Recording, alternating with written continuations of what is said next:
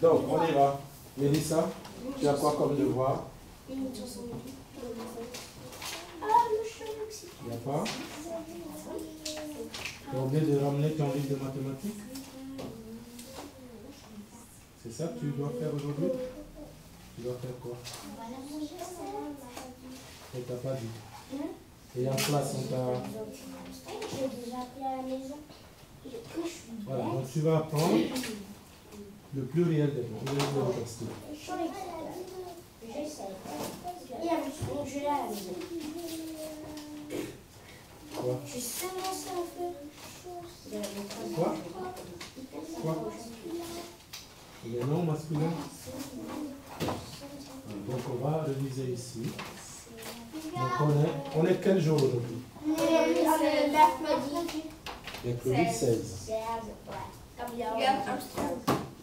Voilà, donc on travaille. On travaille les enfants. On travaille. Donc on est mercredi, n'est-ce pas? Le 16 mars 2011. Oh, on reste concentré. D'accord?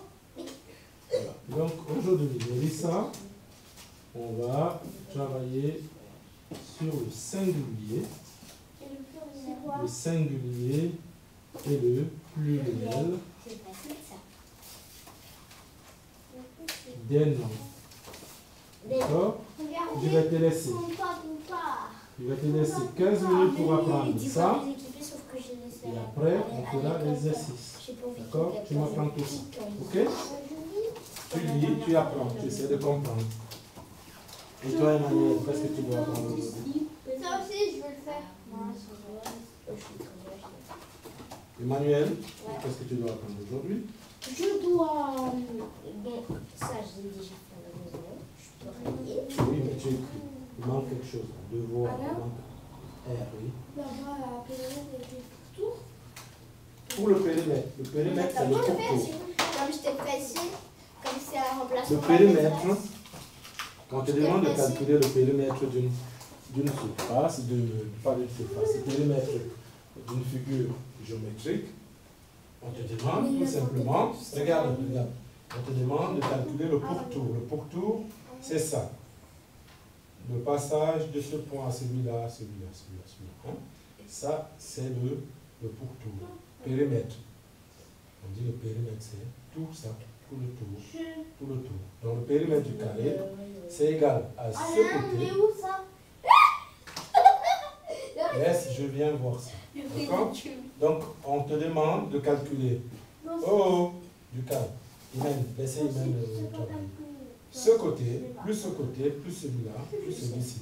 C'est ça qui te permet de calculer le périmètre. C'est le pourtour. Maintenant, quand il faut calculer la surface, c'est une autre formule. Oh, Emmanuel, assis, occupe-toi des affaires. Pour calculer la surface, il faut multiplier un côté par lui-même. On multiplie le côté par côté pour avoir la surface. Parce qu'il y a 4 côtés qui ont la même distance pour ce qui est du carré. Donc pour calculer donc la surface du carré, on multiplie le côté par le côté. Donc, il y a 2 choses que tu dois savoir. L'air, c'est la surface. Le périmètre, c'est le pourtour. Le périmètre du carré, c'est côté, plus côté, plus côté, plus côté, plus côté. 4 fois. Parce que le carré a 4 côtés égaux. Donc, c'est pour ça qu'on dit C multiplié par 4. C'est compris? Maintenant, pour la surface, tu fais côté fois côté, tout simplement. Au niveau du rectangle, s'il vous plaît, Emmanuel, on se calme là. Emmanuel, tu te calmes. Le rectangle a 4 côtés également. Mais les 4 côtés sont 2 par 2 égaux. Tu as ici un côté qui a la largeur, la longueur. Tu as ici un côté qui a la longueur. Et là, tu as un côté qui a la largeur, un côté qui a la largeur. Donc, tu as 2 fois la largeur et 2 fois la longueur. Pour calculer donc, le périmètre, c'est-à-dire le pourtour, tu vas additionner cette longueur, plus cette longueur, plus cette largeur, plus cette largeur. C'est pour ça qu'on fait longueur, plus largeur, ça fait longueur plus largeur fois 2, parce que tu as cette longueur ici, la même longueur se trouve là. Cette largeur ici, la même largeur se trouve là. Donc tu as 2 fois. Tu notes comme ça. Tu notes aussi que l'air, c'est la surface. Égale la longueur fois largeur. Et si le périmètre se trouve en additionnant et en multipliant, en additionnant la longueur plus la largeur, en multipliant par 2, tu trouveras donc le périmètre en centimètres si tu as la longueur en centimètres et la largeur en centimètres. Tu trouveras ici le périmètre en centimètres. Par contre, la surface, tu vas multiplier la longueur par la largeur. Donc, tu vas trouver la surface soit en centimètres carrés, soit en mètres carrés, soit en kilomètres carrés, soit en kilomètres carrés. Donc, là, tu as la notion de carré. D'accord? Tu notes aussi l'exemple que j'ai mis là, par la suite. D'accord? Allez, c'est parti. Toi, Mélissa, tu as commencé à apprendre, c'est très bien. Et toi, Emmanuel, tu dois apprendre les quadrilatères. Non, c'est d'abord ça. Donc c'est fastoche comme tout. Non, pas fastoche. Facile, on dit. Mais vous dites toujours que c'est facile et après, il y a des erreurs. Donc, on s'applique. D'accord? On prend le soin de bien tracer. Tu vois, comme dit ton enseignant. Mais j'avais pas le choix, il fallait que je me dépêche. Voilà. Sinon, je serais obligée. Là, tu as. Moi, j'ai déjà une règle. Tu en as là? À la maison? Vas-y. Voilà. Toi, Amine, tu vas me laisser ça de côté. Allez, tu lis. D'accord? Donc, l'école d'autrefois.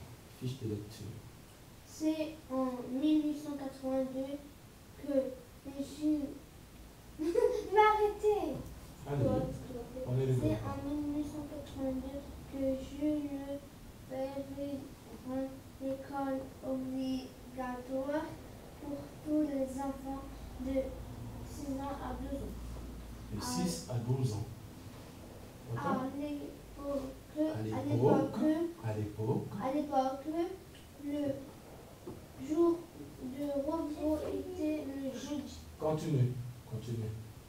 J'ai dit 15 minutes, je ne peux pas avoir fini après 2 minutes. N'était pas mixte. Allez, tu apprends correctement. Et les cartons étaient séparés. Les écoliers étaient habillés en gris ou en noir. Les garçons portaient un short, une blouse, un béret et des sabots en bois. Les filles portaient une robe et un tablier. Elles avaient toutes les cheveux longs mais devaient les attacher pour se rendre en classe. Voilà. Le matériel de classe. Le cartable était en cuir solide et devait faire toute la scolarité.